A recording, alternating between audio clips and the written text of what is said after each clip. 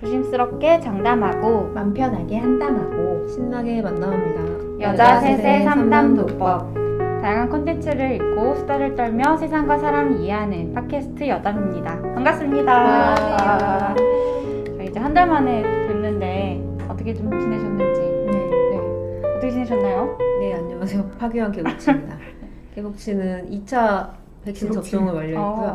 파괴왕은 갑자기 2차 접종을 완료했고 9월 동안 3kg 넘게 감량에 성공했습니다. 다이어트 진행 중이고 어떡해. 한 달 후에는 더 빼서 찾아오겠습니다. 최고다. 위인의 한 달을 보내셨네요. 뭐 그러게요. 그런 것 같네요. 아니 저랑 애플워치 친구인데 하루에 예. 1000칼로리를 운동하시는 분이셔가지고 예, 가능하면 1000칼로리를 매일 하려고 지금 노력하고 있습니다. 대박이네요. 네.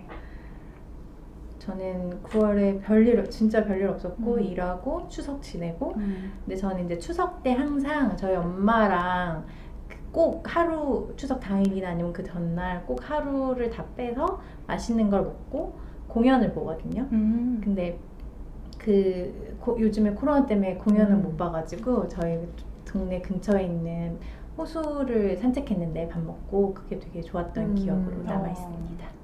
듣기만 해도 좋네요. 상상을 해보니. 이번에 연휴가 길어가지고 맞아요. 아주 좋은 연휴였죠. 키는 어떻게 보내셨나요? 저는 저도 일하고 그 연휴 때 여기 옆에 계신 파기왕님이랑 술을 많이 먹고 그리고 저희가 유튜브로만 계속 올리다가 맞아요. 이제 네. 팟캐스트 채널을 개설해서 팟빵과 이제 아이튠즈에 올린 게 저희 최근에 가장 기쁜 성취입니다. 맞아요. 와. 팟빵에는 저희가 제일 먼저 녹음하고 유튜브에 올리지 않았던 오디오 파일이 2개가 올라가 있어요. 되게 초반에 약간 어버버하고 엄청나게 막아뜨는 방송을 들으실 수 있으니까 관심 있으신 분은 팟캐스트에 검색해서 들어주셔도 좋을 것 같습니다. 네, 그게 유언이랑 나의 진짜 아이들이라는 소설 저희 녹음본인데 그거 언제 녹음했었죠? 그거 작년 12월쯤. 작년이었어요? 네, 작년이에요. 아, 진짜요? 네. 그래서 막 저희끼리 내년에도 맞아요. 해야 된다고 이렇게 얘기를 하는 게 그 내년이 올해더라고요. 그게 참 다시 들어보니까 정말 이렇게 듣기 힘들어. 너무 막아 떠가지고 네. 그렇긴 한데 내용은 괜찮더라고요. 예, 나쁘지 않았던 것 같아요. 네, 그래서 관심 있으신 분은 들어보셔도 좋을 것 같고요. 저희 오늘 다룰 컨텐츠는 드라마입니다. 네, 저희가 괴물 이후로 처음으로 드라마를 갖고 왔고요. 이 드라마는 키니 제가 선정을 했고 제가 최근에 넷플릭스에 올라와서 되게 재밌게 본 건블류, 검색어를 입력하세요 www라는 그 드라마를 선정을 했습니다. 선정한 이유는 딴 건 없고요. 그냥 재밌었고 뭔가 현재의 저의 어떤 일하는 여성으로서의 저에 대해서 많이 생각하게 된 드라마여서 가져왔고요. 두 분이 또 이렇게 굉장히 일을 열심히 하시고 좋아하시는 분이어가지고 일에 대한 얘기를 좀 해보면 좋을 것 같아서 선정을 했습니다. 그래서 간략하게 드라마 소개를 해드리자면은 2019년 TVN에서 방영된 드라마고요. 세 여성이 주인공이에요. 세 여성이 이제 포털 업계에서 일하시는 분이고 바로랑 유니콘이라는 회사에서 일하는 그 여자 3명입니다. 제가 듣기로는 유니콘은 네이버가 모델이고 바로는 다음 카카오가 모델이라고 하더라고요. 그래서 그 회사에서 일하는 임원으로 일하는 여성 3명이 주인공이고 그들의 일과 또 사랑에 대한 이야기를 다룬 드라마라고 볼 수 있습니다. 그래서 그 여성 3명은 배타미, 임수정이 역할을 했던 배타미고 이다희 배우가 역할을 한 차연 그리고 전혜진 배우가 맡은 송가경 이 3명인데요. 배타미에 대해서 이제 설명을 드리자면은 배타미는 원래 유니콘에서 일하던 분이에요. 유니콘의 서비스 전략 본부장이었고 유니콘 아주 초창기 멤버고 30대 후반이고 송가경 이사랑 같이 초창기부터 일을 했는데 점점 좀 사이가 멀어지고 또 그렇죠. 그러다가 이제 어떤 사건이 터지고 유니콘에서 이제 잘리게 되고 그러면서 경쟁사였던 바로로 이직을 하면서 일어나는 일들을 다룬 드라마고요. 차연, 두 번째 이다희 배우가 맡은 차연은 어떤 역할이었죠? 차은은 바로에서 소셜 본부장을 맡고 있고 바로의 초창기 멤버고 송가경이랑 고등학교 때 만나요. 알아서 송가경 선배를 너무 사랑하는 온갖 운동을 즐겨하고 섭렵한 화끈한 분이시고요. 예, 멋있는 여성입니다. 약간 화끈하단 말이 딱 어울리는 되게 약간 또 귀엽고 화끈한 캐릭터로고 전과가 네. 폭력 전과가 있어요. 폭력 전과가 있는 치안을 이렇게 때려가지고 폭력 전과가 있는 캐릭터로 나오죠. 그 다음에 마지막으로 전혜진 배우가 맡은 송가경 역은 어떤 역할인가요? 그 유니콘 대표이사고요.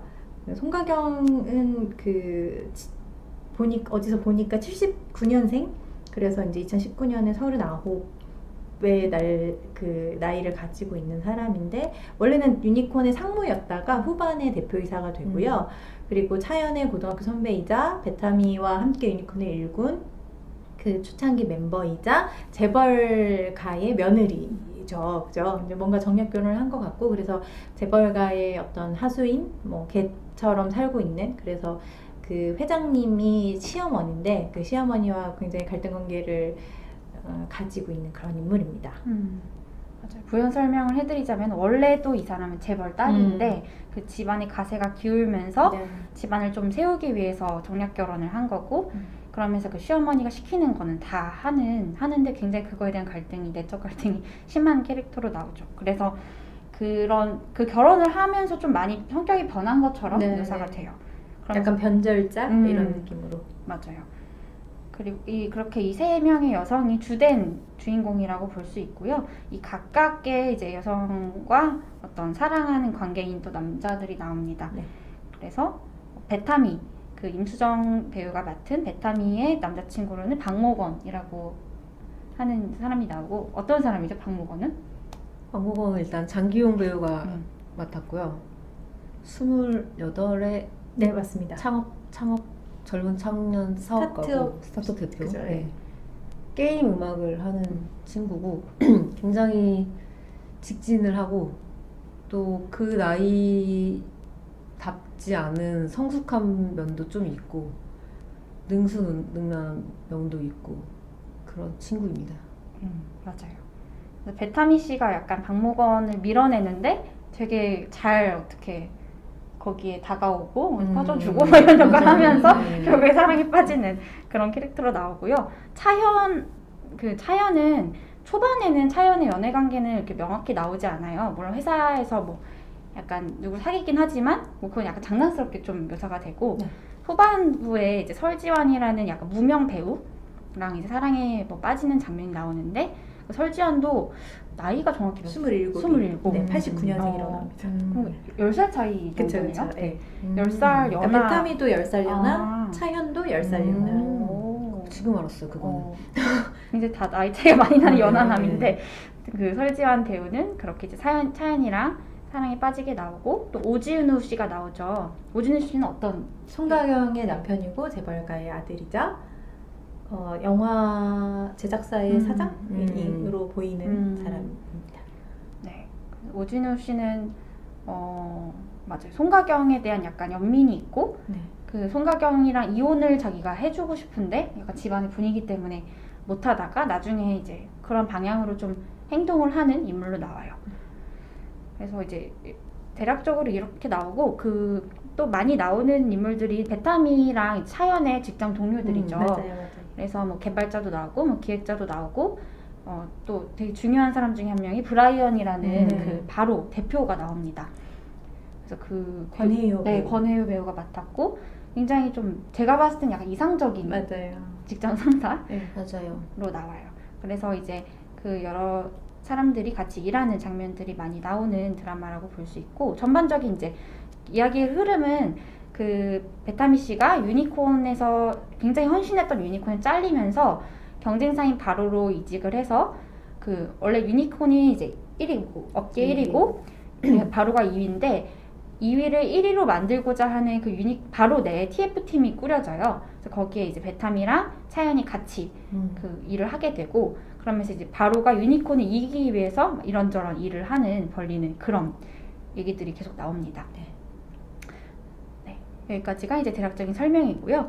그러면 이제 각각의 저희가 그 드라마를 보면서 가장 좀 나랑 비슷하다 혹은 가장 공감한 인물들에 대해서 좀 얘기를 해보고자 해요. 개복치님은 혹시 그런 사람이 있었나요? 없었습니다. 어, 이입한 인물은 없었는데 굳이 좀 찾아보자면 브라이언에 살짝 이입을 했어요. 그러니까 정확히는 이입보다는 그렇게 되고 싶다라는 거였는데 그렇게 되고 싶은 모습은 그런 거죠. 카드만 주고 회식에 참여하지 않고 회식할 때 올 사람은 와라 해서 정말 혼자 마시고 있고 뭐 이런 모습들. 그리고 이제 보면은 베타미를 데려오는 것도 그렇고 베타미와 차연이 처음에 굉장히 앙숙처럼 출발을 하는데 그 둘의 조합의 가능성을 보고 기용을 하잖아요. 한 팀에 넣고 그런 것, 그렇게 필요한 사람을 중용하는 결단력, 그리고 수평적 문화를 만들어가는 거, 그리고 후배들의 말을 일단은 듣고 존중하는 태도를 가지되 결단이 필요한 순간에는 대표로서의 결단을 내리고 이런 모습이 나도 저런 리더가 되고 싶다 라는 생각을 했었고, 이입을 약간 하자면은 이제 그 브라이언이 어떤 일로 인해서 본인의 과거라고 해야 되나?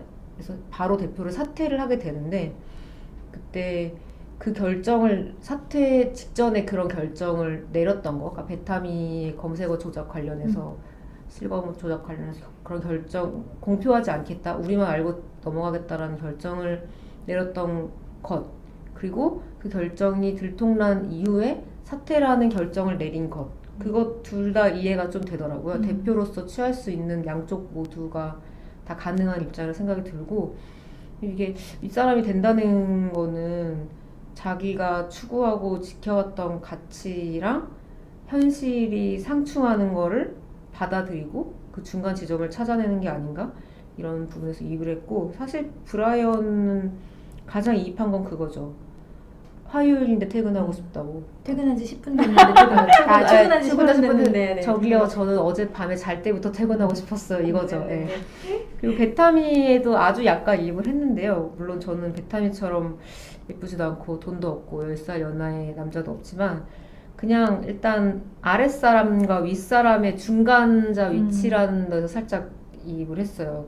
보면은 청문회에 나가라고 해서 나갔고 나가서 행동한 결과로 잘리기까지 하는 그 중간자라는 사람은 총알바지가 될 수도 있고 그런가 하면은 어디 가서 윗사람 핑계를 대거나 혹은 아랫사람 핑계를 댈 수도 있는 사람이거든요. 근데 현재 저도 약간은 그런 중간자적 입장에 회사에서 취해 있어서 취해있다 입장이어서 그런지 그런 면에서 약간은 이입을 할 수 있었습니다. 맞아요. 브라이언이 저도 아까도 말씀드렸듯이 굉장히 이상적인 상사라고 맞아요. 얘기했는데 그렇게 생각한 이유가 그 자기가 할 수 있는 것과 또 없는 것, 그럼에도 불구하고 해야 하는 것을 잘 아는 사람이라는 생각이 들었고, 가장 그 인상적이었던 대사가 그 베타미랑 브라이언이 4화쯤에 하는 대화가 있는데요. 그 브라이언이 어떤 결정을 내렸나? 뭐 이런 상황인데 어쨌든 자기가 이렇게 그 옳은가 아닌가 뭐 이런 대화를 나누면서 자기는 자기가 아무리 최선을 다하고 항상 오르려고 해도 누군가에게는 나쁜 사람일 수 있다는 걸 항상 인지하고 있다라고 했더니 베타미는 그럼에도 불구하고 자기는 항상 옳고 싶다 이렇게 얘기를 하거든요. 근데 그 대화가 너무 그 아까 중간 관리자라고 말씀하셨는데 정말 대표랑 중간 관리자라서 할 수 있는 얘기들이라고 생각했고, 저도 저는 지금 일한 지 6년 차 정도 됐는데 제가 이제 처음에 입사했을 때랑 지금이랑 바라보는 것들이 달라지고 또 그 취하게 되는 입장이 달라지는 걸 느끼면서, 그래서 이제 이 드라마의 그런 신입과 중간 관리자와 대표 이렇게 나오는 그 구도가 되게 재밌었어요. 저의 얘기를 하자면은 가장 제가 한 질문이지만 네네네. 저는 그래서 가장 이입했다기보다는 어쨌든 제일 그 마음에 대해서 많이 생각한 인물은 베타미인 것 같아요. 왜냐면은 베타미는 좀 약간 어쨌든 일을 되게 중요하게 생각하고 일을 되게 잘하고 싶은 욕망이 큰 사람인데, 그러는 과정에서 이 박목원 이 10살 연하의 그 연하남이 자기를 흔드는 걸 되게 불안해하고 약간 밀어내려고 하거든요. 그러고 이제 베타미는 사실 겉으로 보이기에는 약간 바늘로 찔러도 피 한 방울 안 나올 것 같은 그런 느낌의 인물로 나오는데, 사실은 울고 싶을 때마다 가는 장소가 있고, 사실은 좀 뭔가 이런 얘기를 할 수 있는 사람이 있었으면 하는 욕망이 있고, 근데 이런 것들이 되게 뭐랄까 현실적이라고 느껴졌어요. 왜냐면은 많은 이렇게 멋있는 여성이 나오는 작품에서 약간 그런 욕망 자체를 약간 좀 낮게 묘사를 하거나 아니면은 그냥 정말 잘난 여성의 그 면모만 자꾸 강조하는 게 있는데, 물론 이제 그게 그렇게 보여지는 게 또 필요한 컨텐츠들이 있다고 생각은 하지만 정말 인간이 그러한가를 생각하면은 어떤 애정 욕구나 의존하고 싶은 욕구 같은 거는 전 되게 당연한 부분이라고 생각하거든요. 근데 그거를 이제 박목원이라는 친구가 어떻게 좀 뭐 채워준다고 보긴 어렵지만 어쨌든 그 잘 맞춰주는 것 이러면서 이제 그 베타미가 되게 그런 연애를 하고 싶지 않아 하는데도 마음을 여는 장면 같은 게 좀 현실적으로 느껴졌던 것 같고, 또 되게 공감했던 거는 베타민은 좀 악역을 주로 맡는 역할로 나와요. 근데 그게 정말 본인이 뭐 그렇게 가치관을 갖고 있어서라고 보기는 사실은 어렵고, 자기가 맡은 역할이 그 역할이라고 생각하는 것 같거든요. 근데 뭔가 나의 가치관과 별개로 나의 역할과 책임 때문에 해야 하는 것들, 그런 거를 되게 잘 받아들인 어른이라는 생각이 좀 들었어요. 너무 어른 같다고 생각하는 장면들이 있는데, 예를 들어서 그 자기가 데려온 그 엘리라는 직원이 있거든요. 그 친구는 사회생활 경험도 사실 많지 않고 돈도 당연히 많지 않고, 근데 그 친구가 어떤 그 약간 그 어쨌든 세련되지 않은 그 착장 때문에 무시당하는 장면이 있는데, 거기서 갑자기 베타미 씨가 자기 가방을 줘요. 명품 가방을. 물론 약간 현실적으로 저게 일어날 수 있는 일인가에 대한 생각은 했지만, 그러면서 뭐 그 20대 때는 가진 게 없는데 부풀려야 되고 30대는 뭐 가진 게 많아도 뭐 없는 척 해야 된다. 근데 뭐 그래서 뭐 그런 얘기를 하면서 뭐 이렇게 그 사회초년생이 무시당하는 그 구조에 자기도 가담한 것 같아서 어른으로서 미안해 그러는데, 되게 본인이 스스로를 어른이라고 생각하는 게 되게 인상적이고 뭔가 멋있다고 생각을 했던 것 같아요. 그래서 저는 베타미랑 저랑 비슷해서 이입을 했다기보다는 그냥 베타미가 취하는 입장들이나 태도에 대해서 되게 많은 생각을 좀 했습니다. 저도 사실은 가장 이입한 인물은 없어요. 그러니까 이 드라마는 뭐랄까 보는 드라마 같은 느낌이 들었거든요. 그러니까 누가 한 사람을 마음에 품고 혹은 동의라 해가지고 저 사람의 어떤 이야기들을 쭉 정말 내 일인 것처럼 느끼고 이렇게 막 몰입해서 과몰입 있잖아요. 과몰입해서 이제 따라갈 수 있는 드라마는 좀 아닌 것 같다는 생각을 했고, 왜냐면은 그 각 다 뭔가 어떤 이유로는 공감도 되고 어떤 이유로는 좀 이입이 어렵고 이런 게 각 인물마다 다 있더라고요. 그래서 저는 차현 같은 경우는 귀엽고 매력적인 건 알겠는데 저는 그렇게 폭력적으로 일을 진행하는 사람에게는 이입할 수 없어요. 그러니까 그게 어떤 면에서는 굉장히 통쾌하게 그려지고 뭐 남성 여성의 어떤 역할, 성역할 같은 거를 전복하기 위한 아주 노림수죠. 그래서 그런데 저는 그런 거가 그렇게까지 막 너무 멋있다, 나도 뭐 저렇게 하면 좋겠다, 힘만 쓰면 나도 저렇게 할 텐데 그런 생각은 잘 들지 않아서 제가 선호하는 그 해결책이 아닌 거죠.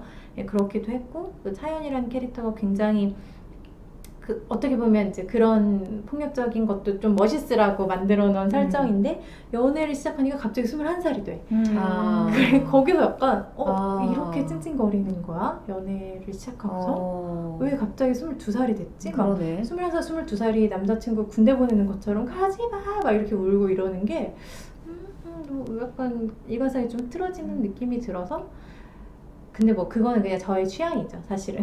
그게 더 재미를 주니까. 그 갯모에 이런 거를 그러니까요. 타겟팅한 것 같아요. 그쵸. 그래서 아니 그 장면 자체는 귀여운데 차연이라는 인물을 생각해 보면은 저는 좀 아쉽다는 생각이 들고, 송가경도 마찬가지고, 그러니까 송가경이라는 인물은 사실 이제 드라마에서 보여지는 게 되게 부분적이라고 생각했어요. 이 사람을 따라가진 않고 이 사람이 어떤 고뇌라든지 그런 거가 되게 장면으로만 약간 반복적으로 드러난다고 생각했거든요.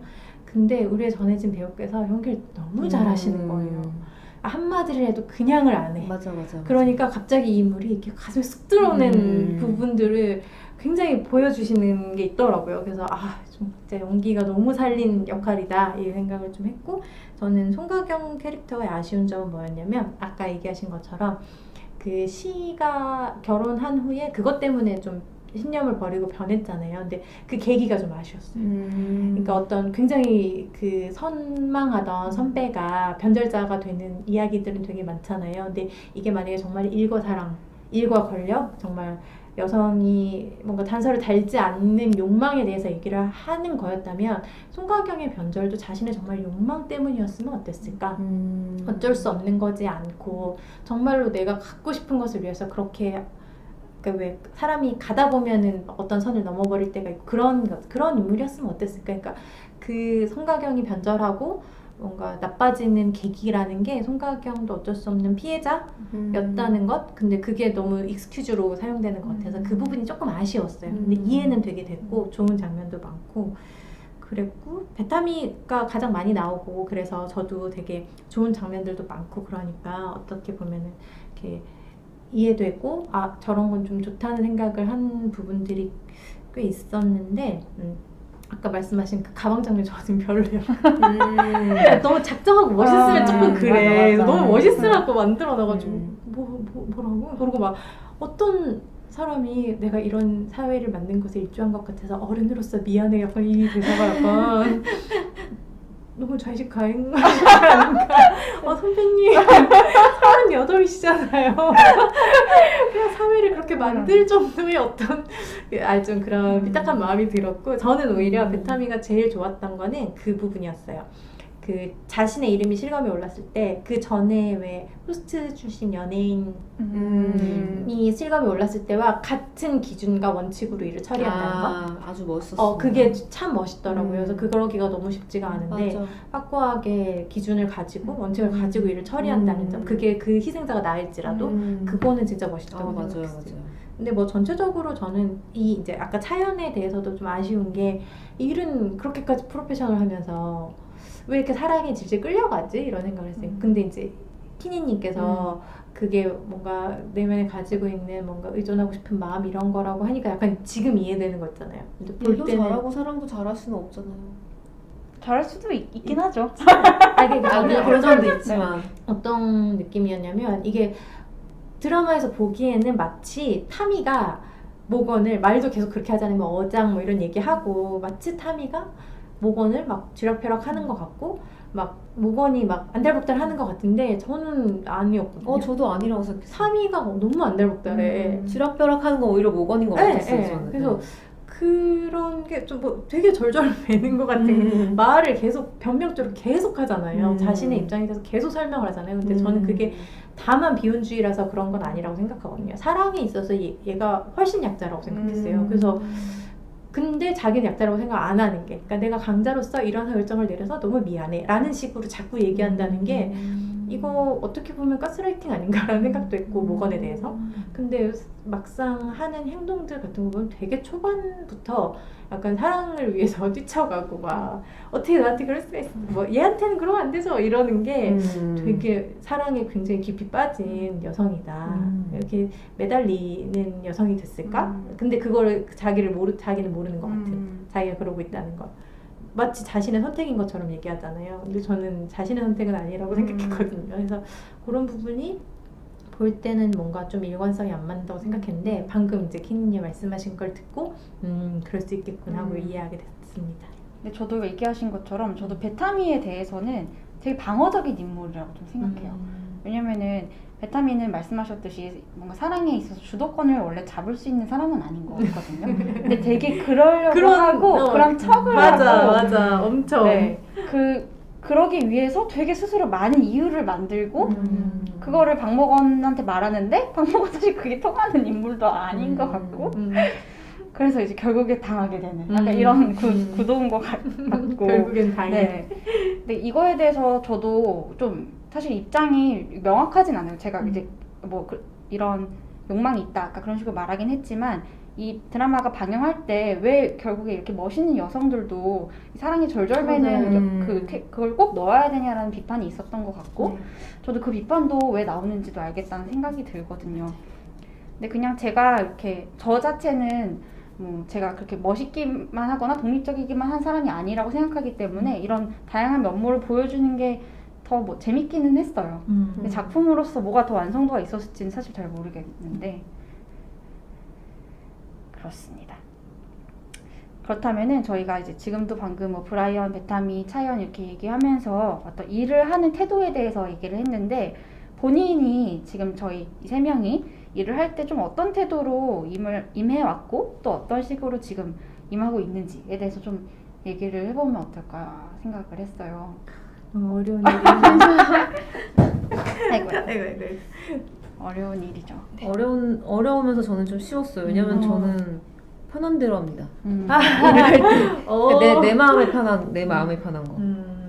그러니까 제가 그냥 이건 개인적인 어떤 성격이나 기존의 저의 지론 같은 거랑 맞닿아 있어서 그런 것 같긴 한데 저는 대체로 좀 솔직한 편이고 마음이 불편한 걸 되게 못 견디거든요. 깝깝한 마음 이런 거를.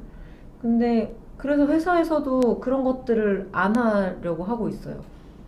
물론 초반에 사회초년생 때는 그런 것들을 가릴 수가 없었죠. 그냥 닥치는 대로 다 하고 근데 그걸 해나가는 과정에서 아 이걸 이렇게 하면 불편하구나 이건 나한테 안 맞구나 라는 걸 알면서 피할 수 있으면 피하고 피하지 못하면 그걸 조금 더 내 방식으로 할 수 있는 식으로 맞춰서 그래서 일을 할 때 나의 태도? 저는 내 마음에 편한 거입니다. 근데 이제 그 편한 거에는 좀 옳다고 생각하는 것도 있는 것 같아요.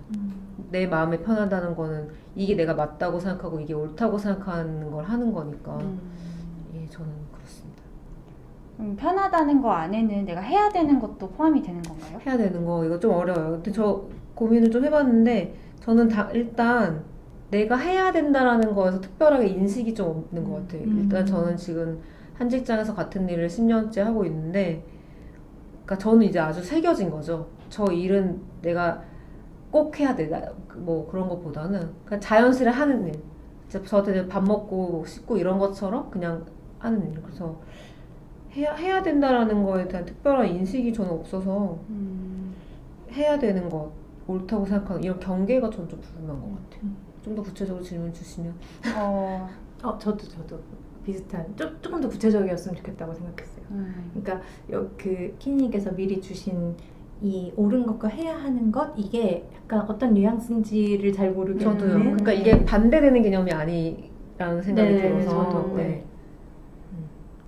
그러니까 약간 이 드라마를 예시로 들면은 그 베타미가 자기가 실검에 올랐을 때 그걸 이제 지워야 하냐 말아야 하냐 이런 결정을 내려야 하는 상황이 오잖아요. 그렇죠. 그래서 베타민은 자기의 기준에 따라서. 네. 근데 저한테는 해야 하는 것, 이꼴 옳다는 것이기 때문에 제가 베타민이어도 같은 결정을 내렸을 거예요. 그래요. 왜냐면 스스로한테 너무 부끄럽잖아요.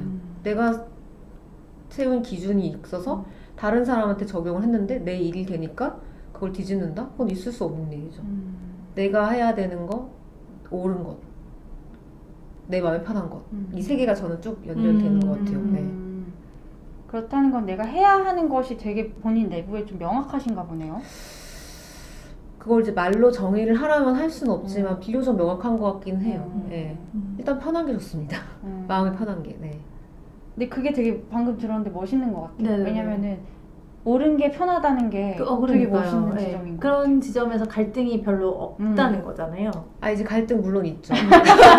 없을 수가 없죠. 사회생활을 하다 보면 가끔은 내 입장에서는 비합리적이고 말도 안 되는 일을 해야 될 때도 있고 근데 이제 그거는 10년을 넘고 하면 합리화가 좀 되는 것 같아요. 네, 그냥 뭐 사회생활 다 이런 거야, 회사생활 다 이런 거야라고 그러니까 어쩔 때 비겁하다는 생각이 들기도 하죠. 근데 대체적으로는 스스로 용납할 수 있는 범위에서 해왔던 것 같아요.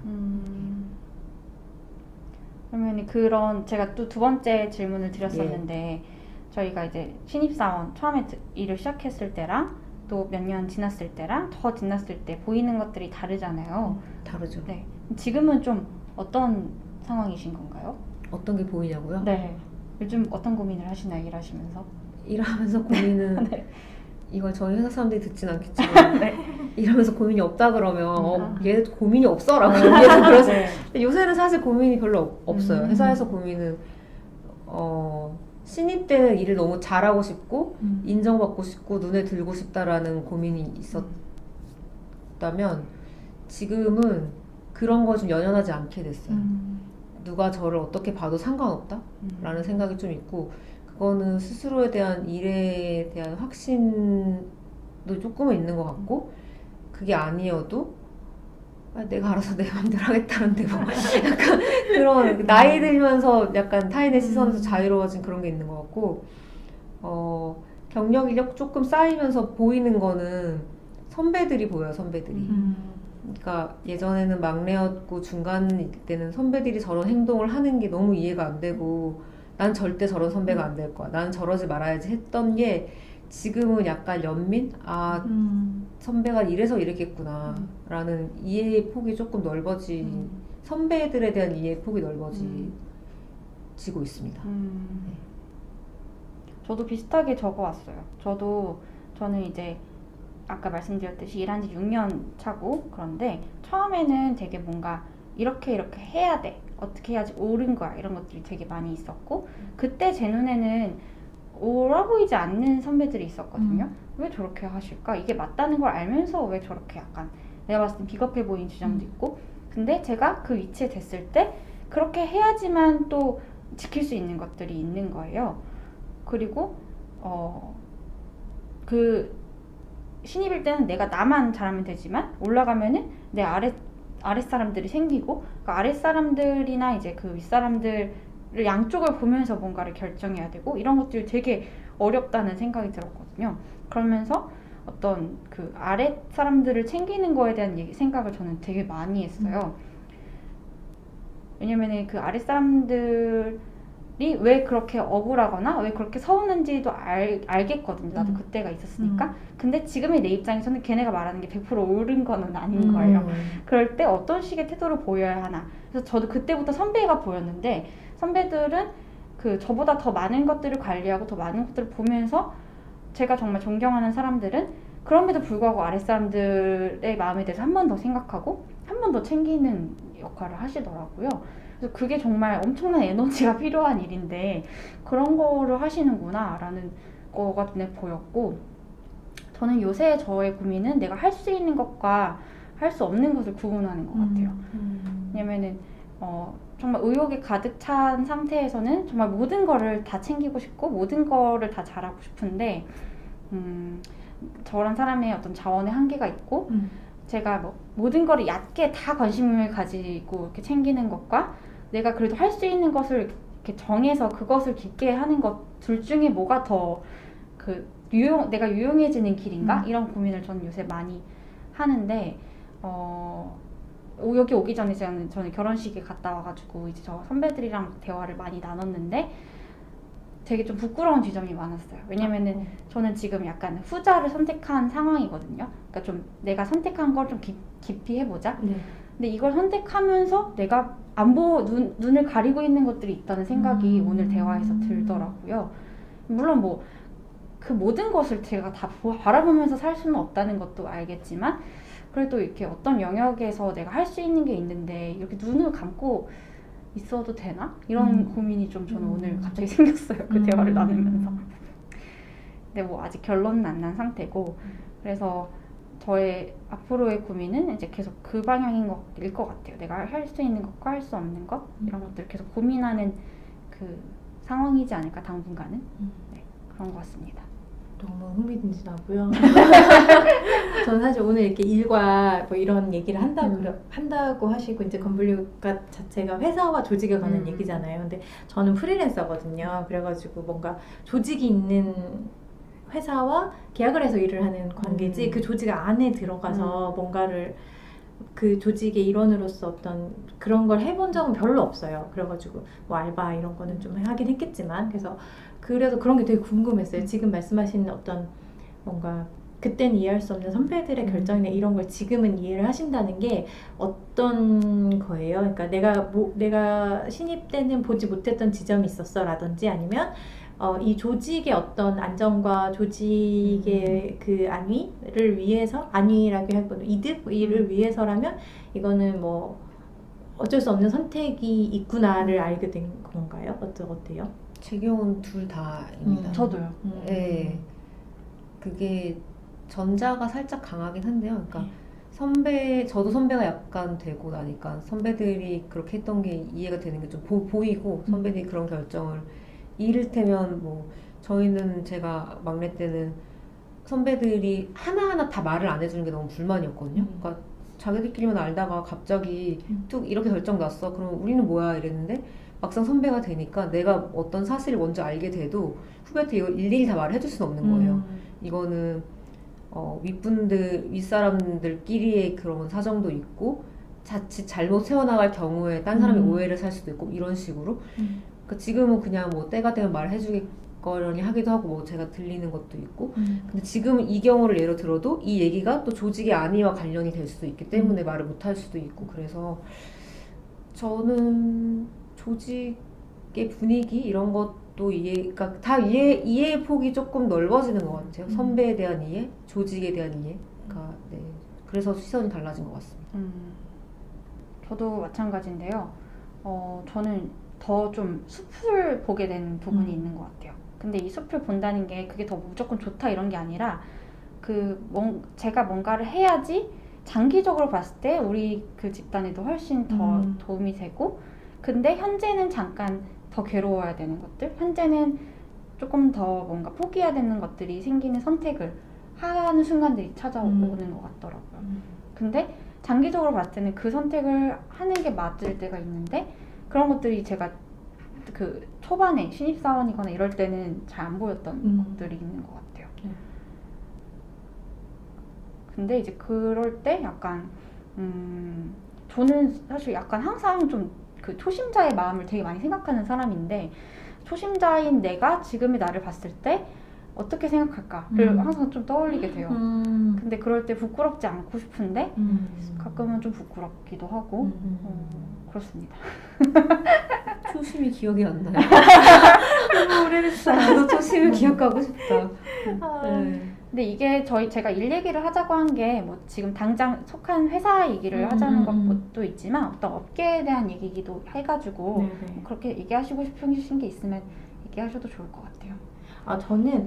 저는 사실 그 뒤에 이제 질문도 나오는데 저는 이제 일이라는 게 같이 일하는 동료도 계시지만 약간 저가 얼마나 잘 하느냐 제가 얼마나 마음을 쏟고 시간을 쏟고 정성을 쏟고 열심히 하느냐에 되게 달려있는 좀 일들이라서 그래서 항상 일을 할 때 굉장히 뭐라 해야 되지? 잘하고 싶은 마음과 왜 똑바로 안 하지? 라는 자책과 이런 게 되게 커요. 근데 그리고 뭐라 해야 되지?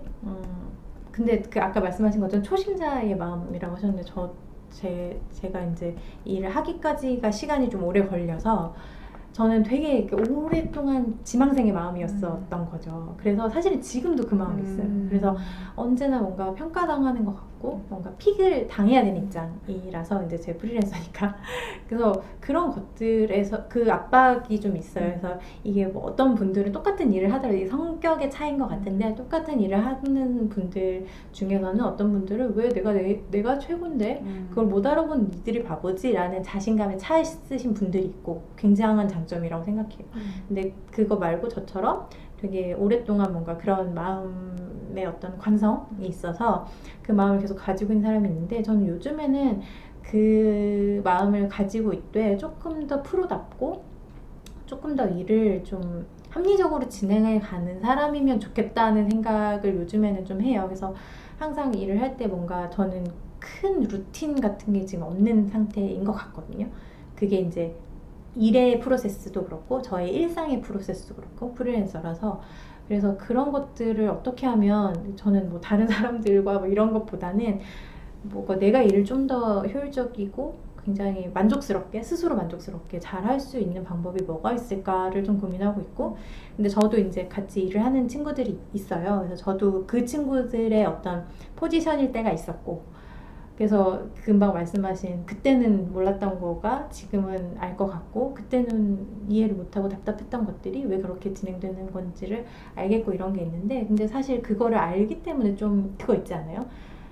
이렇게 지나칠 수가 없는 게 있고 그런 부분을 잘 캐치하고 싶은 선배가, 그러니까 캐치하는 선배가 되고 싶은 마음이 또 있는 거야. 맞아. 되게 좋은 선배 되고 싶고, 막 마음을 잘 어루만지는 그쵸. 사람이면 좋겠고, 그 친구들이 나를 좋은 선배라고 생각해줬으면 좋겠고, 맞아요, 막 그런 맞아요. 마음이 또 있는 거야. 그런 마음이 있는가 하면 동시에 내 코가 석자인데 아, 너무 힘들어 막 이런 마음도 들고, 그래서 그런 거에서 계속 이제 시소를 타는 것 같아요. 그래 뭐 그렇게 했다가 뭐 또 후회했다가 잘하고 싶었다가 아유 난 더 이상 못한다 이랬다가, 그래서 좀 그런 상황. 저는 아까 이제 파기영님께서 이렇게 말씀하시는 게 되게 안정적으로 보였거든요. 어떤 일에 되게 능숙하고 그리고 프로세스에 정말로 뭔가 이렇게 그 안착한, 그러니까 여기서 안착한이라는 게 안주 뭐 이렇게 그런 게 아니고 그런 느낌들로 되게 멋있고 좀 부럽다는 생각이 들어요. 맞아요. 에이스라서 그런가? 아 그런가 봐요.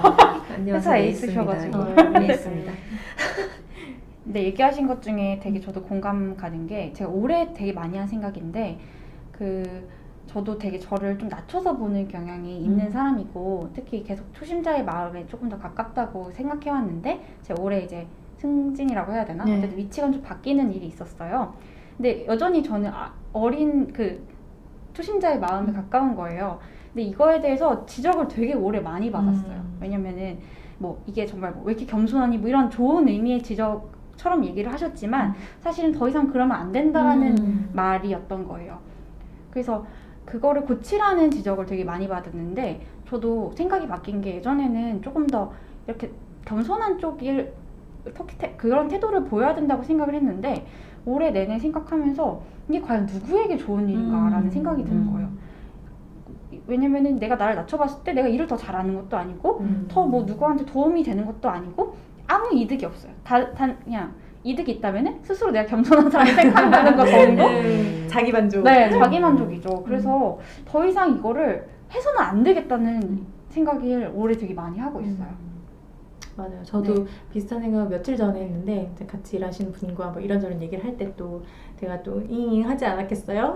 죄송합니다. 막 이러면서 죄송할 일이 많거든요, 제가. 그래서 죄송합니다. 이렇게 하면 이제 그분이 아니에요. 이걸 이제 하셔야 되는 거예요. 제가 너무 감사한 말씀을 많이 들었어요. 그분에게서 저에 대한 너무 감사한 말을 많이 들었는데, 그 연락을 다 하고 나서 무슨 생각을 했냐면, 이러지 말자. 내가 이분에게 이런 감정 노동까지 시키지 말자. 그분이 그게 진심이었겠지만, 저 진심이라고 생각하지만 그 프로세스 자체가 너무 감정 노동인 거예요. 달래야 되는 거야. 이 징징거린 이 사람을. 그래서 이게 이러면 안 되겠다는 생각을 좀 했고, 그러기 위해서는 저는 이제 일을 똑바로 해야 되는 게 제일 우선이죠, 사실은. 제가 일을 똑바로 안 하기 때문에 징징거리지 않겠습니까? 그래서 일을 똑바로 하고 이런 어떤 소모적인 감정을 뭔가 다스린다거나 이런 일들을 제가 요청하지 않는 사람이 되고 싶다는 생각을 며칠 전에 했어요. 그리고 내가 스스로 자격이 없다고 생각하더라도 더 이상 그걸 티를 내면 안 되는 것 같아요. 맞아. 네. 그냥 감내해야 되는 것 맞아요. 같고.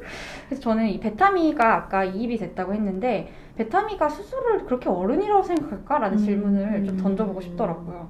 왜냐면은 뭐 어른인 척 엄청 하지만 좀 몇 살이 된다고 내가 어른이라는 거에 적응이 되는 일은 아니라고 생각하거든요. 그래서 베타미도 이런 큰 결정을 내려야 되고 어른 역할을 해야 된다는 거를 버거워할 것 같아요, 속으로는. 당연하죠. 네. 근데도 그 역할을 해야 되는 사람이다 해야 되니까 보니까 그냥 하는 거죠. 거잖아요.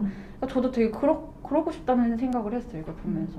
그리고 저도 요즘에 계속 이 징징거림에 대해서 생각하면서 아까 말씀하신 어떤 겸손을 계속 얘기하고 뭔가 나 자신을 낮추고 이런 게 어쩌면은 말씀하신 어른으로서의 책임을 지기 싫어서 그런 게 아닐까?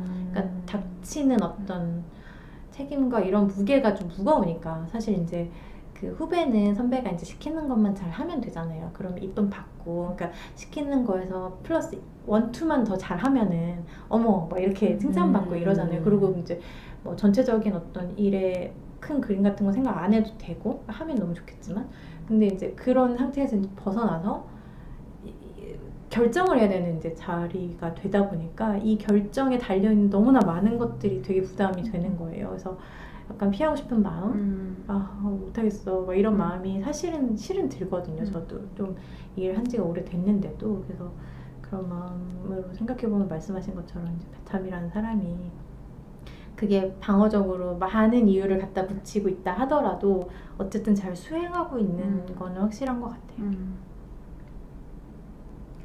그런 생각 안 드시나요? 아이처럼 굴고 싶다. 저는 아이처럼 굴고 있습니다. 그래요? 근데 에이스시잖아요. 아이처럼 그쵸. 근데 회사에서는 안 그러는 것 같기도 하네요. 그냥 아이처럼 구른다고 해서 나아질 게 없고 위치라는 게 있으니까 아이처럼 굴면 안 될 것 같고 이제 지금 맥락이랑 다 있는지는 모르겠지만 일이 터졌을 때 아이처럼 구는 거는 다 나중에 해도 된다고 생각해요. 일단 일이 터지고 내가 할 일이 해야 될 일이 있으면 빨리 그거를 해결을 하고 그러고 나서 저 엄청 징징대는 타입이거든요. 끝나고 나서 되게 친한 동료랑 진짜 씨발 하면서 너 그때 이렇게 했다고. 근데 그냥 그게 저는 끝이에요. 그 아이처럼 징징대는 거는 나중에 해도 된다고 생각하고 또 그 일을 하는 도중에 징징거리는 거를 잊기도 해요. 끝나고 징징거려야지. 다 하고 나면은 됐으니까 이제 뭐 징징거려서 뭐하냐 이렇게 되기도 하고 물론 이런 말을 하기까지는 엄청난 징징거림 시간이 있었습니다. 근데 너무 멋있어서 지금 반했어요. 어떤 부분이지? 너무 어른이다. 아니에요. 이러면 엄청 징징거려요. 네. 너무 어른 여자다. 맞아. 징징 아예 안 거리는 사람이 있겠어요. 맞아요. 네. 근데 근데 풀기도 하는 거니까요. 네. 너무 프로네요. 사장님 정말 프로가 되고 싶다. 네, 저도요. 프로가 되자. 그러면 다음 질문 던져보겠습니다. 뭐 얘기하시기 싫으시면 얘기 안 하셔도 돼요. 네, 어쨌든 이 드라마가 일과 사랑에 대한 얘기다 보니까 질문을 던져보겠습니다. 지금 나에게 사랑이란 무엇인가? 사랑이 있군요. 이 질문 좀 이따 할까요? 네. 그러면은 네? 아니 하실 때 하세요. 그러면은 이 질문을 이어서 해보겠습니다. 네네네.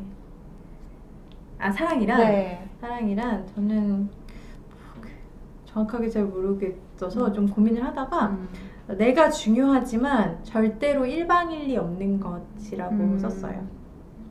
그러니까 끌림과 노력 둘 다 있어야 되는 것 이렇게 생각을 했고 뭐 그러면은 일하는 그 여성으로서 사랑이란 어떤 의미라고 생각하시나요, 본인에게? 저는 사실 좀 분리돼 있어요. 네. 그러니까 그러니까 어떤 느낌이냐면 저는 일이 되게 중요한 사람이긴 한데 일이 전부는 아니거든요. 근데 이제 사랑이라는 게 저는 또 이제 기혼자이기도 하고 어떻게 보면 사랑이라는 게 좀 일상이 된 상태거든요. 그리고 특별히 뭐 일과 사랑이 대치가 된다거나 아니면 뭐 등치가 된다거나 뭐 그렇게는 생각을 잘 하지는 않아요.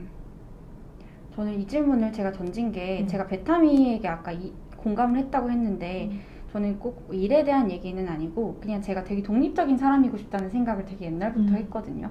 뭔가 누구에게 의지하고 싶거나 뭔가 그런 저 자신을 좀 싫어했고 그렇지 않은 저로서 온전한 저를 되게 갖고 싶어 했는데 이게 오히려 일을 시작하고 좀 생각이 바뀌었어요.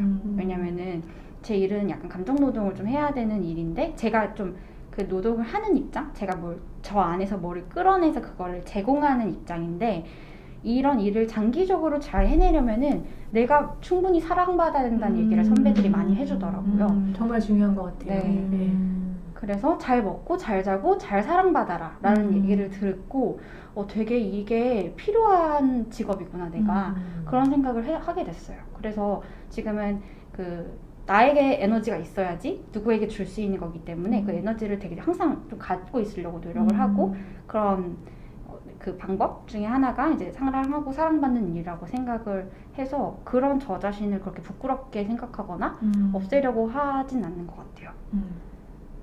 그런 거를 할 때 마음의 안정이 좀 오는 것 같아요. 그러니까 내가 사실은 사랑받고 싶고 이 사랑에 대해서 뭔가 의심하지 않은 마음이 들 때 안정감이 생기고 이런 것들을 좀 저도 약간 그런 거 별로 안 좋아한 게 저도 비슷하거든요. 되게 독립적이고 싶고 있어도 그만 없어도 그만 나는 혼자서도 굉장히 잘 살 수 있어 라는 생각을 아주 오랫동안 하고 살았는데 뭔가 이제 의심하지 않아도 되는 애정을 받는 것이 익숙하고 안정적이고 제가 뭔가 일상을 영위하는 데 되게 큰 도움이 된다는 거를 아주 너무 알게 된 멋있고 것 부러운 같아요. 말이에요. 의심하지 않아도 되는 애정을 받는 거. 친구를 만나기 전에는 제가 되게 자격이 없는 사람이라고 생각했어요. 여러모로.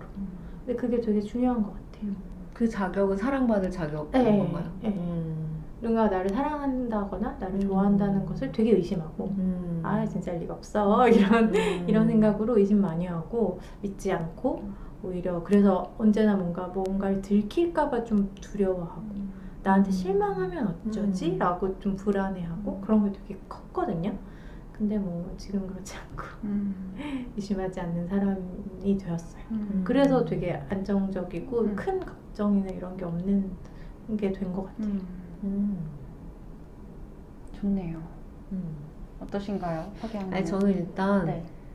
두 분이 있어서 말하는 것처럼 들릴 수도 있겠지만 사랑을 생각했을 때 방금 얘기한 사랑받을 자격 이런 저도 마찬가지 생각을 했었거든요. 나도 사랑받을 자격이 없고 사람들이 날 좋아하지 않을 것 같고 그런 생각들을 했는데 그게 그런 생각들을 하지 않게 된 게 두 분을 포함한 최근 몇 년간의 그런 주변인들로부터 애정을 받으면서였거든요. 왜냐면 그렇게 확신이 없을 스스로에 대한 나는 사랑받지 못할 존재라는 생각을 할 때도 옆에서 너는 그렇지 않다. 사랑받아 마땅한 사람이고 그런 식으로 말을 해주는 게 반복이 계속 되니까 진짜 그런가? 내가 그런가? 되고 어느 순간에는 내가 당연히 그런 거 아니야? 나는 나 정도면 훌륭한 거 아니야? 너무 귀엽다.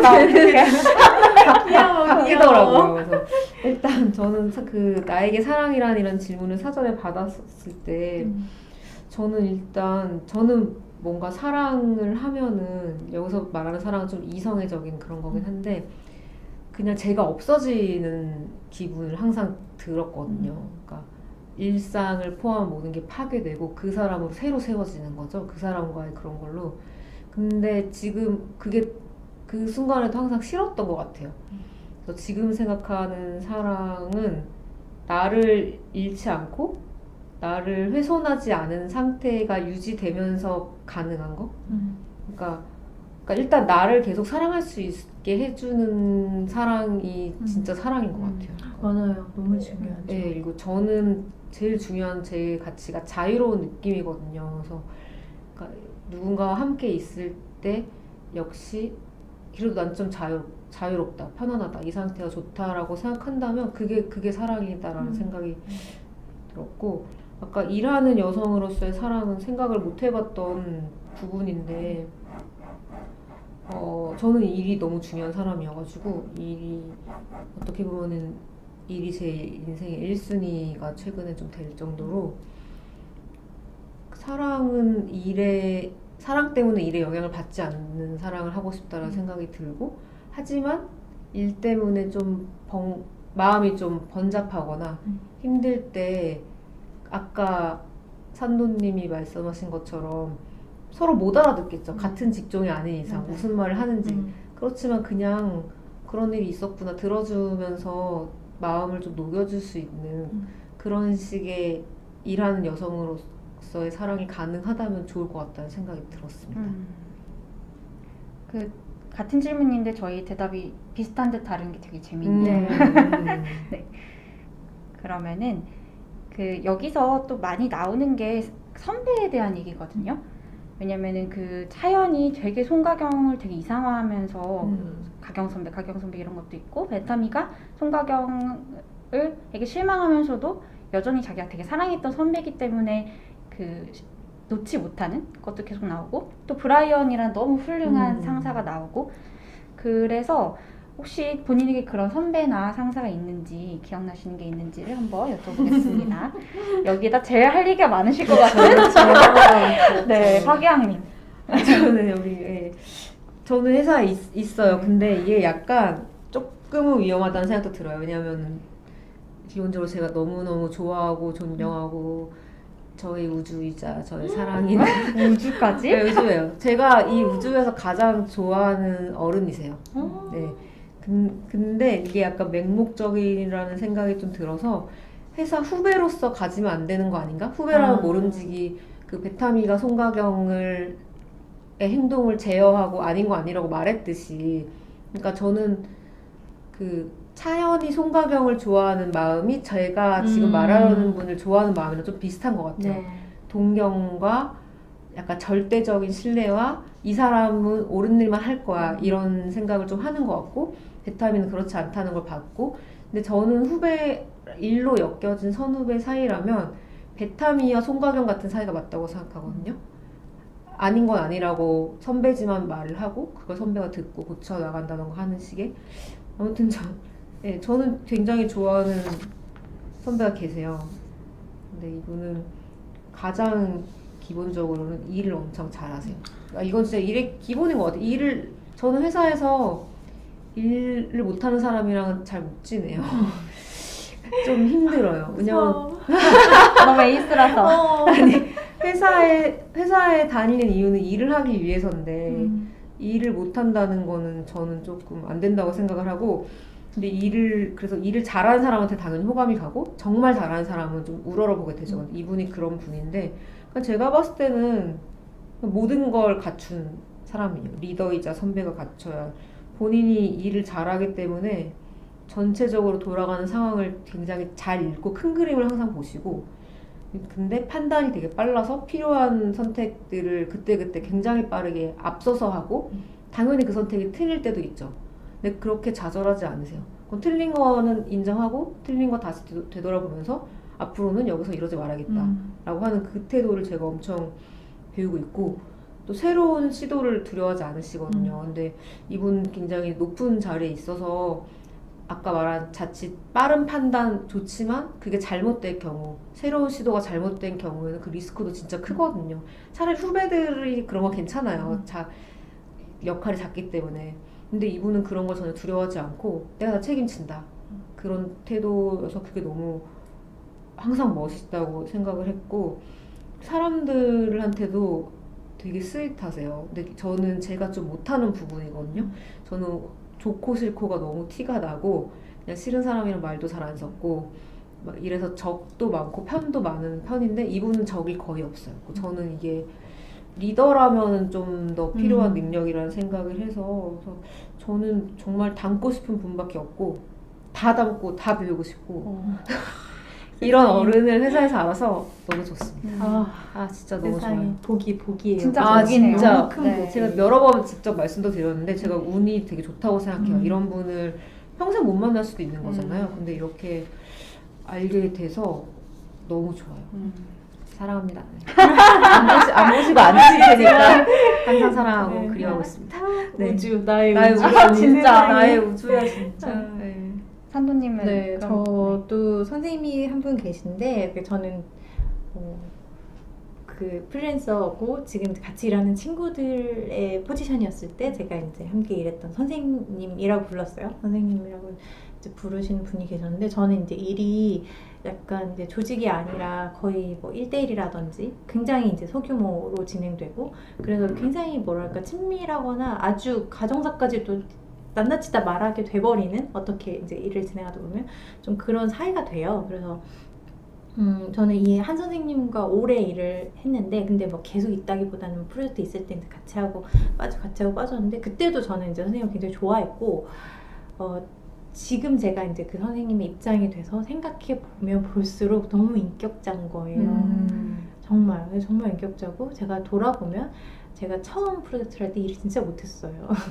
지금 제가 하는 거 보면 알잖아요. 그러니까 제가 지금 아까 말씀하신 것처럼 지금 내가 그때의 내를 만나면 내가 나를 견딜 수 있을까? 이러겠다 이러는데 진짜 그 생각이 좀 들어요. 그래서 아유 저걸 저도 일을 마찬가지예요. 이렇게 해? 이렇게 생각할 것 같은데, 그거를 되게 물론 이제 어떨 때는 막 혼도 내시고 하셨지만 그거를 참아주셨다, 그것도 있고, 전반적으로 굉장히 인격자신데, 일단 뭔가 그 후배의 처지에 대해서 정확히 알고 계셨고, 그것에 대해서 본인이 해줄 수 있는 것과 해줄 수 없는 것을 정확히 말씀해 주셨고, 부당한 일을 당하지 않게끔 하셨고, 그리고 이제 다른 저희는 이제 그 다른 조직과 이제 일을 하는 사이인데, 그 어떤 제가 아직도 기억나는 게, 어떤 조직에서 뭔가 저에 대해서 잘못한 게 있었어요. 그래서 저는 그냥 굉장히 힘이 없는 포지션이기 때문에 아무 말 못하는 포지션이었는데, 그때 저희 선생님께서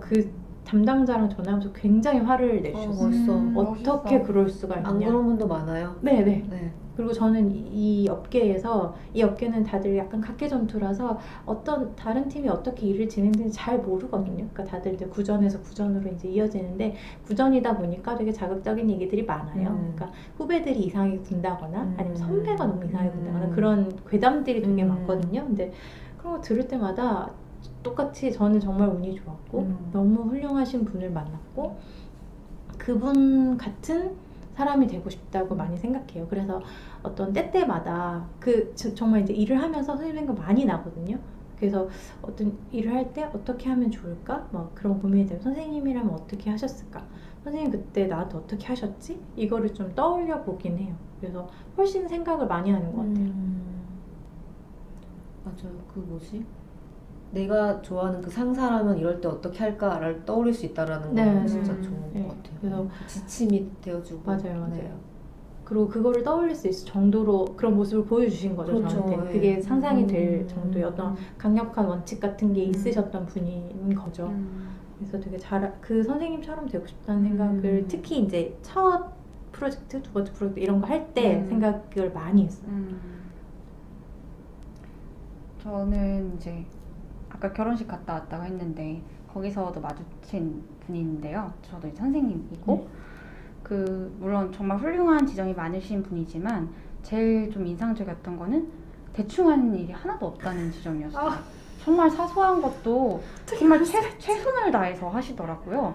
그래서 제가 그게 너무 신기해가지고 한번 물어봤었거든요. 어떻게 그러시냐라고 했는데 그분이 좀 되게 독실한 기독교 집안이셨는데 되게 그 종교에 대한 생각을 되게 많이 하셨는데 어느 날 그거를 좀 일로서 해보고 싶다는 생각이 드셨다는 거예요. 종교적인 것을요? 네, 그러니까 뭔가 내가 신을 믿음으로써 뭔가 어떻게 살려고 했던 것을 일에다가 좀 적용을 해보고 싶다는 생각이 들었어요. 일을 최선을 다해서 하는 것도 그 종교적인 신념에서 네. 비롯된 거예요? 그런 차원의 일이라는 생각이 드셨다는 거예요. 그래서 되게 어떤 영적인 차원이라고 해야 되나? 정말 내가 나의 신에게 부끄럽지 않고 싶어서 열심히 하는 거라고 얘기를 하셨는데 그 얘기가 되게 인상적이었어요. 그러네요. 네. 근데 저는 무신론자지만 그 얘기가 되게 결국에 이제 내가 나에게 부끄럽지 않고 싶다라는 얘기라고 들렸고 일을 그런 태도로 대하신다는 게 너무 멋있게 느껴졌던 것 같아요.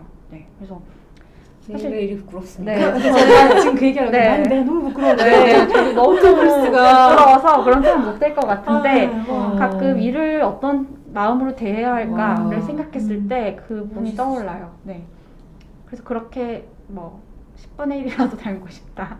와 진짜 훌륭하시다. 어떡해. 그래서 저 종교가 없지만 어쨌든 종교가 있다는 건 저런 장점이 있군 이런 생각도 했던 것 같고요.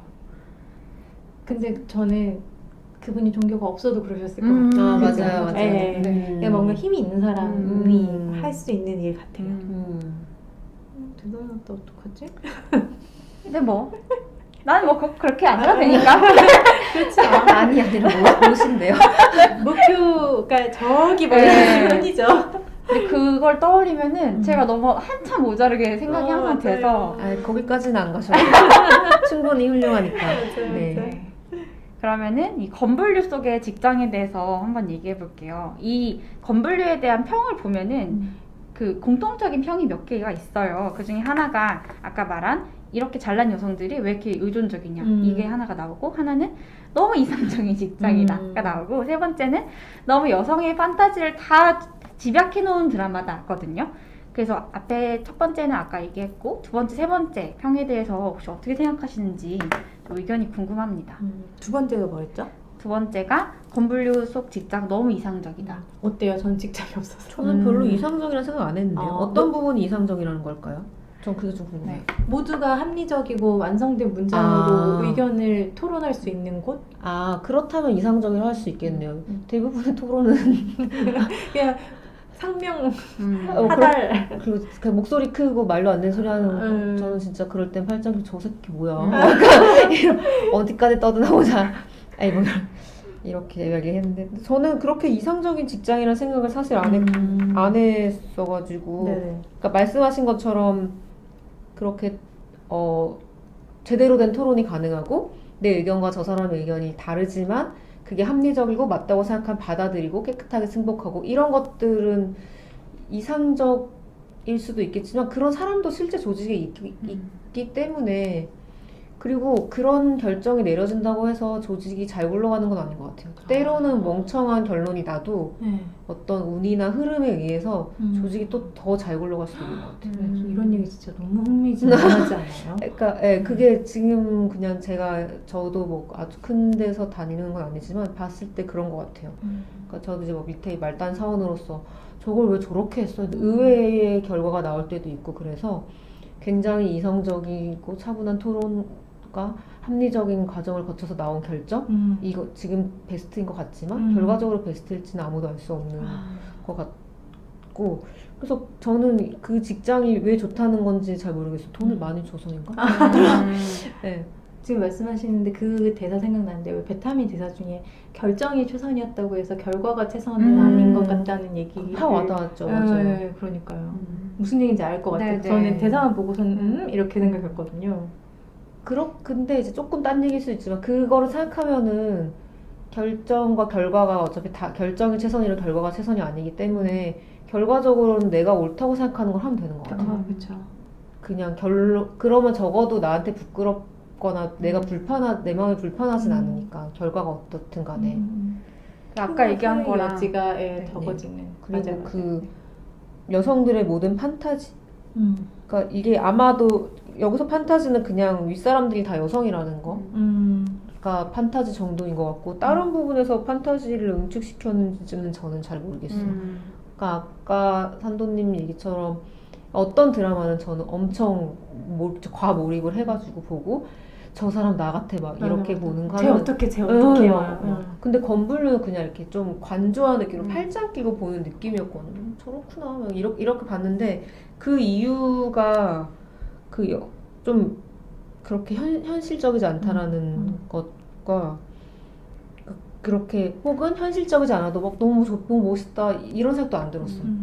그냥 저는 이 드라마가 여성의 판타지의 어떤 판타지를 충족시켰는지 저는 잘 모르겠어요.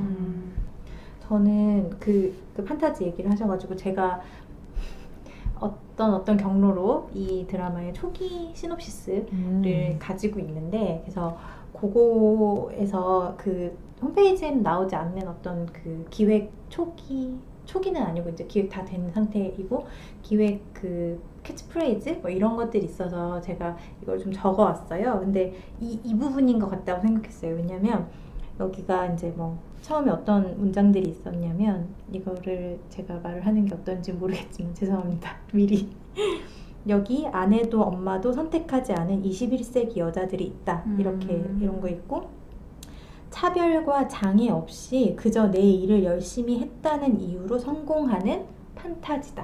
그건 판타지네요. 그쵸. 그래서 여기서 뭐라고 하냐면 뭐 그런 거 있잖아요. 되게 일상적으로 주고받는 뭐 성희롱이라든지 뭐 이런 것들을 겪잖아요, 여성들이. 근데 이 드라마는 시궁창 같은 현실을 반영하지 않는다. 그리고 지금까지 많은 드라마에서 그려왔던 일하는 여성으로서의 애화는 담지 않을 것이다. 아예 그렇게 딱 땅땅땅 하고 시작하더라고요. 그래서 현실에는 없을 판타지를 그리고자 한다. 그래서 이제 여성들이 그냥 일만 하는, 그러니까 다른 그래서 더 현실적이지 않게 느껴지지 않을까 이런 생각도 좀 들었어요. 좀 보니까 현실적이지 않기 때문에 판타지다라면 판타지일 수 있겠네요. 저는 그 이상적인 직장이라는 질문에는 이상한 사람이 없다라고 적어봤거든요. 직장 내에 대화가 안 통한 사람이 별로 없고. 표준수. 표준수도 뭐 귀여운 정도로 나오지 않나요? 그 정도면? 전 안 귀여웠어요. 그래요? 네. 진심이야. 저는 직장에 그런 사람이 있다. 인사합니다. 상종 안 합니다. 그렇구나. 네. 그리고 그 TF팀, 꾸려진 TF팀이 회사의 모든 중요한 일을 다 하고 그들이 또 다 해낸다라는 해낸다. 점. 해낸다 말 안 네. 되죠. 다 유능하고. 맞아. 그게 좀 이상적이라고 느꼈고 저는 여성들의 판타지라는 질문에 있어서는 그 얘기하신 거랑 다 맥락이 비슷한데 일단 항상 내가 성장하는 느낌과 성취감이 드는 직장, 그리고 거기에 동조해주는 동료들, 그리고 적절한 이상의 대우, 그리고 이제 그 사랑 부분에 있어서도 이런 나를 침범하지 않으면서도 나의 의존 욕구를 채워주면서 사랑해주는 대상들이 나와. 이 두 가지를 다 가진 여성들이 계속 나오잖아요. 그 부분이 굉장히 그 판타지스럽다고 느꼈고, 또 더더욱 판타지라고 느낀 거는 이게 남녀를 좀 전복한 지점들이 되게 많이 나와요. 노렸죠. 대사나 네. 어떤 구도, 연애 구도나 이런 것들도. 그것도 약간 이제 여자들이 그걸 보면서 약간 좀 통쾌함을 느낄 수 있도록 만들어진 드라마라는 생각이 들고, 왜냐면은 남자들 다 열사연하 나오는 것도 매달려. 굉장히 조심하고. 네. 그래서 아주 재밌는 장면들이 많긴 했어요. 저 같은 경우는 이거 되게 재밌다 이랬던 게 박모건이랑 베타미가 여행을 가서 트윈 침대 따로 잤는데 아침에 박모건이 먼저 일어나서 그 잘 보이고 싶어서 잠시 화장실 가서 이렇게 단장을 하고 다시 누워요. 근데 그 보통은 어떤 클리셰로 여자들이 많이 막 내가 어떻게 보일까를 막 신경 쓰고 이랬던 것 같은데, 그래서 저 장면 되게 재밌다라는 생각을 좀 했었죠. 맞아요. 그런 것도 있고, 막 박모건이 약간 셔츠가 벌어진 셔츠를 입었는데 그걸 베타미가 막 너 뭐 그렇게 입고 다니면 여자들이 뭐라고 생각할 줄 알아? 뭐 이런 대사를 던지는데 그것도 되게 남녀가 보통 전복된 그렇죠. 구도죠. 그렇죠. 그래서 이런 것들을 여자들이 봤을 때 어떻게 얼마나 재밌게 느낄지를 알고 만든 드라마인 것 같다 라고 생각을 했어요. 네, 저도 비슷하고 계속 아니요, 다 얘기했습니다. 그러니까 저도 그 러브라인에 관해서 비슷하게 생각을 하고, 캐릭터 자체가 굉장히 의식적으로 약간 이건 좀 혁명적이지, 이건 좀 전복적이야 라고 이제 계산을 하고 세워진 캐릭터들인 것 같고, 근데 이제 러브라인 같은 것도 저는 아까도 말씀드린 것처럼 심정적으로는 되게 다들 쩔쩔매는 것 같아서, 차연도 그렇고. 근데 이게 정말로 조신한가? 이 사람들이? 그러니까 이거는 조신한 게 아니라 남자들의 내면이 없는 게 아닌가라는 생각을 좀 했어요. 그러니까 실제적으로 이 여자 배우들, 여자 배우들이 아니라 여성 캐릭터들과 이 드라마를 보는 시청자들이 이 남자들의 내면에 관심이 있나? 이 드라마 자체도 이 남자들의 내면에 관심이 없는 것 같은 생각이 좀 들었고, 특히 이 설지원이라는 캐릭터가 되게 이 드라마를 좀 이렇게 인기를 많이 끌었잖아요. 근데 왜 좋아하는지 알겠더라고요. 겟모에도 있고 진짜 귀여워요. 말씀하신 대로 귀여운, 그냥 순둥해가지고. 근데 그거 자체가 굉장히 평면적인 대상화에 가깝지 않을까? 그냥 약간 인형 같은 내면이 없는 사람 같다는 생각이 좀 들었어요. 후반을 보았어요.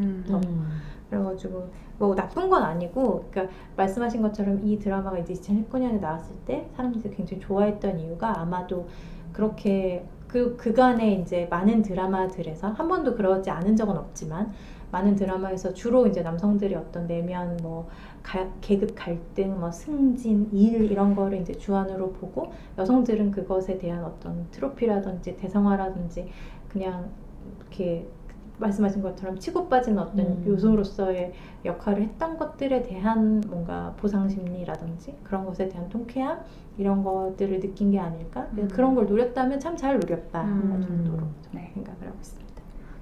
그래서 한 줄 평을 들어보도록 하겠습니다. 얘기하신 맥락이 굉장히 비슷한데요. 제 한 줄 평은 이렇습니다. 노린 게 분명한 드라마, 하지만 당할 수밖에 없다. 저는 되게 재밌었거든요. 저는 그런 한 줄 평은 아니고, 그 베타미가 비혼이 되게 확실한 사람이잖아요. 그래서 박모건과 결혼 문제로 헤어졌다가 마지막에는 일단 다시 만나자, 뭐가 어떻게 되더라도. 그래서 저는 근데 그게 너무 좋았어요. 그 브리저튼 같은 경우도 보면 아이를 안 갖겠다고 하다가 결국에는 사랑 어쩌고 저쩌고 해가지고, 물론 건불류랑은 경우가 다르지만 아이를 갖거든요.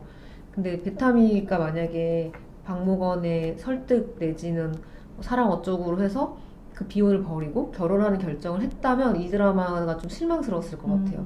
근데 마지막에 베타미는 비혼이라는 자신의 신념을 지키면서 사랑은 사랑대로 일단 하자가 된 거잖아요. 그 결말은 되게 좋았고, 그래서 저는 저의 한 줄 평은 타미는 타미처럼 계속 살자. 그래서 그냥 그렇게 살았으면 좋겠어요. 자기가 옳다고 생각하는 것들을 지켜가면서, 부딪혀가면서. 저는 약간 비슷하면서도 좀 다른 생각을 했었어가지고 저는 사실은 엔딩을 보고 결혼하겠구만 이렇게 생각했어요. 그렇게 왜냐면 갈등이 그대로 있는 상황에서 어쨌든 만나보자 만나고 결혼하지 않을까. 그리고 이제 베타미가 모건에 대해서 가지는 태도들이 일단 안쓰러워하는 마음이 있기 때문에 결혼까지 가지 않을까라고 생각했는데 근데 거기서 저는 실망이 아니고 뭐 그럼 어때? 라고 생각했어요. 그거 또한 뭔가 타미의 선택이고 그래서 저 사람이 어떤 행복을 가지고 어떤 건 또 불행하겠지. 근데 뭐 저는 그래도 괜찮다는 생각을 좀 했어요. 굳이 뭔가 멋있게 남아있어야 된다거나 아니면 비혼이라는 신념을 막 엄청 지켜야 된다거나 그렇지는 않았어요. 물론 이 사랑에 대해서는 불만이 많았지만 결국은 그렇게 되지 않았을까라고 생각했거든요. 저는 한줄평은 비슷한데 반대예요. 희니님이랑. 합리적인 대화의 즐거움이 있지만 전체적으로 물기 없이 좀 느끼한 판타지? 너무 공감할 수 있겠네요. 드라마 좀 느끼하다. 뭔지 알 것 같아요. 그 느끼함은 박몽원이 많이 차지하고 그리고 저는 연출이 박몽원이 등장할 때 너무 느끼하게 뜬금없어요. 네, 나를 막 쫙 그러고 슬로우 너무 걸고 뒤에서 계속 빛이 막 쏟아져. 후광이 왜 이렇게 그렇게만 안 했어도 좀 담백하게 하면 괜찮았을 텐데. 맞아요. 담백하게 그래서 해서. 느끼해. 좀 그랬습니다. 그 마지막에 셋이 선글라스 쓰고 스포츠카 타고 그것도 저 그런 거 진짜 오글거려. 싫어요. 뭐야? 그러니까 그것 또한 어떻게 보면 비튼 거긴 하죠. 근데 약간 비슷한 건데 약간 작정하고 멋있어 이러는 게 약간 노. 네, 멋은 내가 알아서 느낄게 이런 느낌. 그러니까. 그렇구나. 하지만 좀 재밌었답니다. 재밌어요. 대사가 너무 재밌고 다 재밌었어요. 재치 있고 연기도 다 이렇기 때문에 잘하고. 맞아요. 다는 아니지만. 네. 마지막 질문으로 이거랑 같이 보면 좋을 작품을 한번 여쭤볼게요. 저는 일단 직장 얘기의 작품을 생각했는데 그 책 중에 장유진 작가의 일의 기쁨과 슬픔이 있는데 그 책 말고 제가 최근에 최유안이라는 작가의 보통맛이라는 작품을 읽었는데 깜짝 놀랐거든요. 이렇게 훌륭한 여성 작가가 한국 여성 작가가 또 나왔구나 생각을 했고 이분이 거기서 직장 얘기를 제법 다뤘어요. 단편집인데 근데 그 단편집에서 다뤄지는 그 직장 얘기들이 되게 와닿았고 알고 썼구나 싶었고 이런 비교는 좀 그렇지만 장유진의 상위 버전이다 라는 생각을 했어요. 그래서 아마 좀 신진 작가인 것 같은데 최유한 작가의 보통맛 한번 소설 좋아하시면 읽어보시면 좋을 것 같고 그리고 또 하나는 오늘 가져왔는데요. 이거는 오늘 갑자기 생각이 났어요. 그 황선우 작가의 인터뷰집 멋있으면 다 언니 요거를 엊그제 읽었는데 좋더라고요. 그러니까 이게 조금 고양이 되고 이 9명이 나오는데 기본적으로 이 분야에서 성공했다라고 하는 좀 알려진 분들이긴 한데 각자의 사연이 다 다르고 정답이 없어서 저는 이 책이 좋았어요. 그러니까 막 자기계발서 같은 거 읽으면 이렇게 해야 한다라는 어떤 강요 압박이 느껴지기도 하고 그렇게 못하면 내가 되게 바보 같고 그렇다면 이건 그게 아니고 9명이 다 달라요. 어떤 사람은 일에 내가 10년 동안 고생을 하고 있다 예를 들어서 근데 일이 손에 잡히지 내 손에 목표가 잡힐 때 잡히지 않는다 그러면 어떤 분은 그래도 해봐라 라면 어떤 분은 포기해라. 그러니까 이 정답이 없고 그냥 자기 얘기를 들려준 게 너무 좋아서 되게 열려있는 책이라는 생각이 들었고 이건 뭐 단순히 남녀를 떠나서 여성들의 얘기긴 하지만 모두가 읽어도 좋을 것 같다는 생각이 들어서 이렇게 책 2권을 저는 추천하겠습니다. 역시 저는 팁입니다. 저는 스트릿 우먼 파이터고요. 네. 요즘에 약간 미쳐있는 안 미치려고 그랬는데 미쳐있는데 제가 그 일에 대해서 얘기할 때도 되게 생각이 많이 들었어요. 그래서 아까 왜 사수로서의 태도 이런 것도 그 스트리트 우먼 파이터 같은 파이터에서 이제 크루들이 나오고 거기 리더들이 있고 그래서 이제 리더와 그 중간 사람과 막내와 그래서 다 같이 뭔가를 하고 프로젝트를 꾸려나가고 리더가 이끌고 밑에서 따라가고 그리고 그 크루들끼리 이제 대결할 때 리더와 리더들끼리 또 기싸움도 있고 서로 하지만 기본적으로 굉장히 리스펙하고 그런 것들이 저는 이런 거 보는 거 너무 즐겁다라는 음. 생각을 했어요. 이 여성들끼리 어떤 우리가 그냥 보통 뭐 한둘 셋이 나오는 게 아니라 사실 건물류도 제가 초반에 좋다고 생각했던 게 임원들의 얘기다 보니까 사장 여성, 뭐 상무 여성, 본부장 여성 해가지고 이 세 명이서 그 회사의 아주 중요한 일들에 관해서 심도 깊은 대화를 나누는 장면이 나온다는 것 자체가 좀 좋더라고요. 그런 그림 많이 못 봤고 그래서 저런 것은 참 좋고 약간 자기적이더라도 많이 나왔으면 좋겠다는 생각을 했거든요. 그래서 그 비슷한 맥락에서 저는 스트리트 우먼 파이터에 나오는 어떤 여성들의 이야기들, 여성 그룹, 여성 계급, 막 이렇게 역할들 이런 것들의 역학관계를 보면서 그리고 기본적으로 다 잘하기 때문에 맞아, 너무 맞아. 멋있어요. 그래서 그런 멋진 것들을 보기에도 너무 좋아서 추천을 드립니다. 거기도 약간 리더가 있고 네. 또 이제 사제지간 있고 막 맞아요, 이러니까 맞아요. 그런 거 너무 흥미진진해요. 네, 맞아요. 관계들이. 맞아. 그리고 이제 리더라는 역할을 어떤 사람은 이렇게 수행하고 음. 어떤 사람은 이렇게 수행하고가 되게 확연히 보여요. 그래서 음. 뭐 지난주 같은 경우는 어떤 분은 진짜 무서운 호랑이인 거야. 그래서 진짜 혼내요. 그래서 정신 차려라. 막 마지막 턴 개 엉망이다. 정신 뭐 방심하지 말고 101%로 하고 막 몸 무겁지? 집에 가서 이거 이대로 집에 가서 해봐. 막 이렇게 엄청 혼내고 막 안 맞잖아. 막 이렇게 되게 무서운 거예요. 다들 얼어가지고 죄송합니다. 막 이렇게 하는. 그래서 그런 분이 있고 한 분은 어떤 사람들이 자꾸 틀리니까 계속 잘한다. 너무 좋다. 막 계속 모니터를 보면서. 근데 저는 둘 다 정답은 아니잖아요. 어떨 때는 이 사람이었다. 맞아요. 어떨 때는 이 사람이어야 되고 그거를 선택하는 것이 사수의 가장 어려운 점이 아닌가라는 생각을 했거든요. 맞아요. 항상 어렵죠. 마음만 갖고 되는 것도 아니고 실력만 갖고 되는 것도 아니고 그래서 그거를 판단하는 게 사수의 자리고 그런 생각을 저는 수우파를 보면서 많이 하게 됐어요. 아직 안 봤는데 되게 보고 싶어지네요. 재밌어요. 그 리더의 부분이 저는 오늘 재밌습니다. 재밌습니다. 네.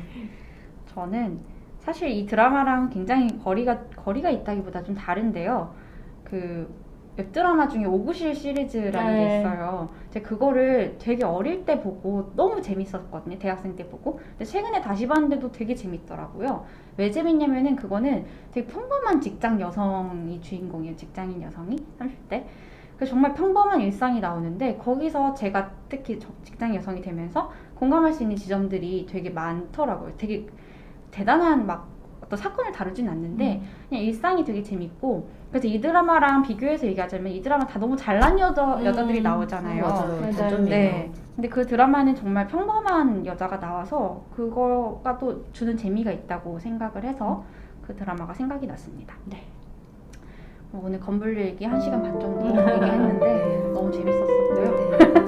네. 그러면 오늘은 여기서 저희 인사하도록 하겠습니다.